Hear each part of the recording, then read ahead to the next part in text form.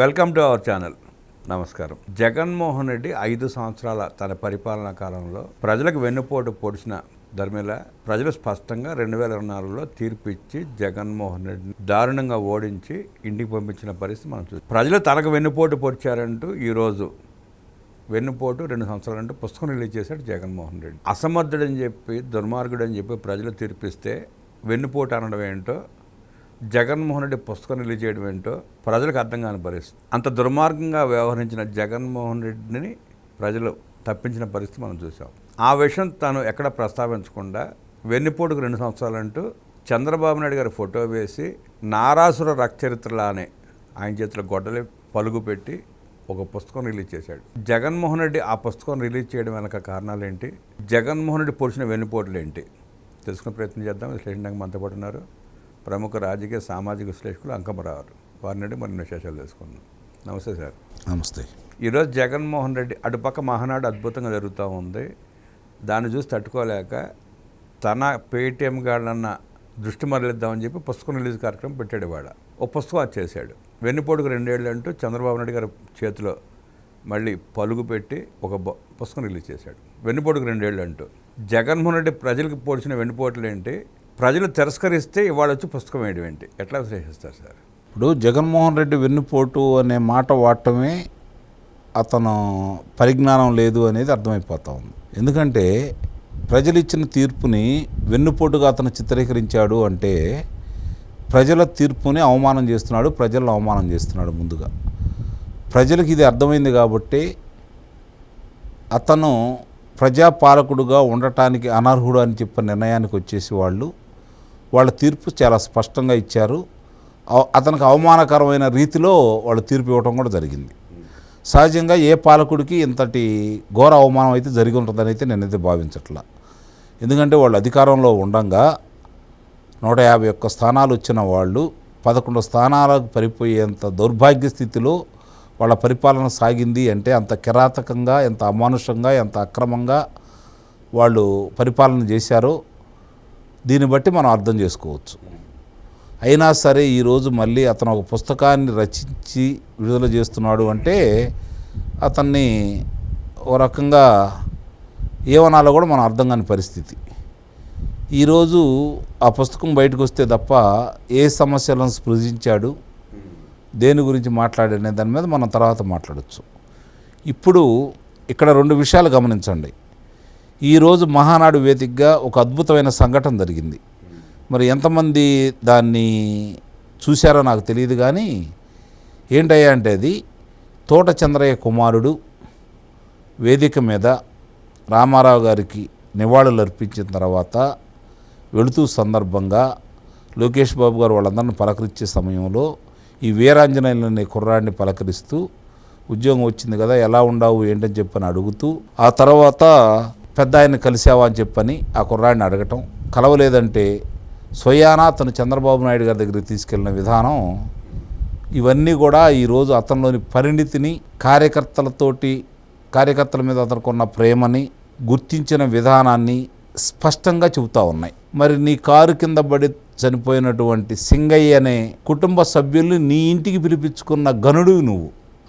ఈరోజు ప్రజలు నిన్ను నమ్మి మార్పేదో తీసుకొస్తావు, వాళ్ళకేదో మేలు చేస్తావు, 30 సంవత్సరాలు మంచి పరిపాలన చేస్తాను, నా తండ్రి ఏదో చేశాడు, ఆయన మించి నేను చేస్తాను అని చెప్పని ప్రజలను నమ్మించి నీకు అధికారం కట్టబెడితే నువ్వు ఏ విధంగా వాళ్ళని వెన్నుపోటు పొడిచావో చాలా స్పష్టంగా ఈరోజు అందరికి అర్థమైంది. కాబట్టి వాళ్ళ చేతిలో ఉన్నటువంటి బ్రహ్మాస్త్రమైనటువంటి ఓటనే ఆయుధంతో నీ గుండెల్లో పొడిచారు వాళ్ళు.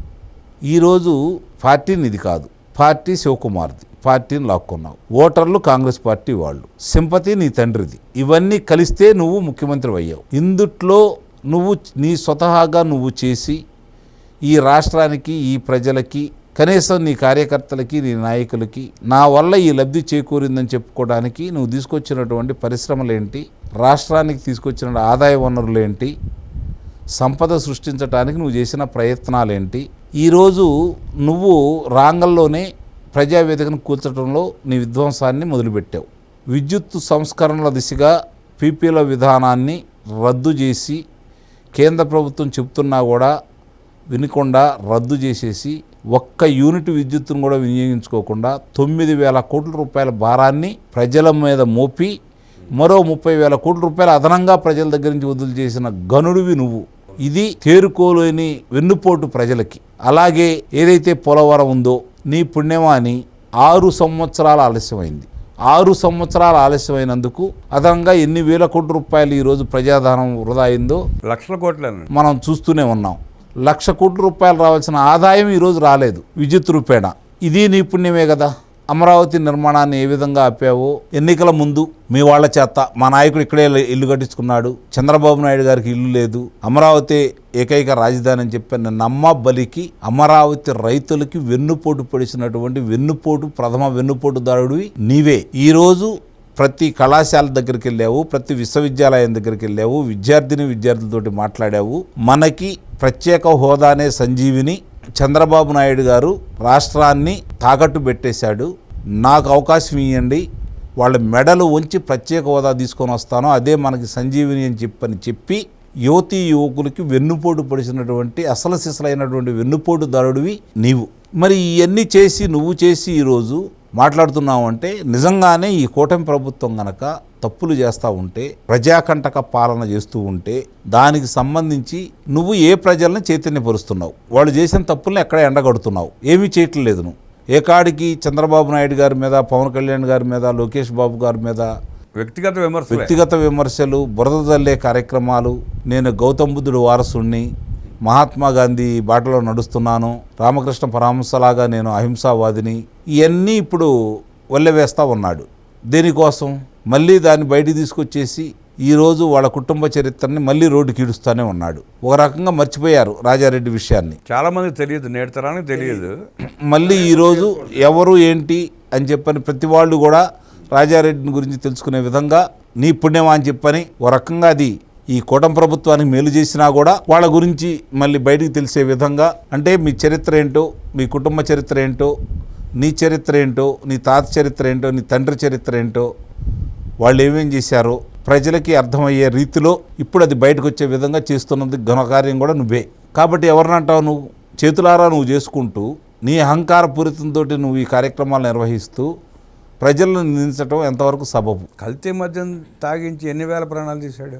సరే, ఇక ఒకటి గురించి చెప్పుకుంటే ఇంకోటి మర్చిపోతా ఉంటాం, లేదంటే దాని గురించి చెప్పుకోవాలంటే ఒక రోజుల్లో పైనే పట్టవచ్చు. ఇప్పుడున్న పరిస్థితుల్లో తెలుగుదేశం పార్టీ పండుగ అయినటువంటి ఈ మహానాడు విషయాన్ని పక్కకు మలచాలని అతను చేసిన ప్రయత్నం మరోసారి విఫలమైందనే చెప్పి నేను చెప్పగలను.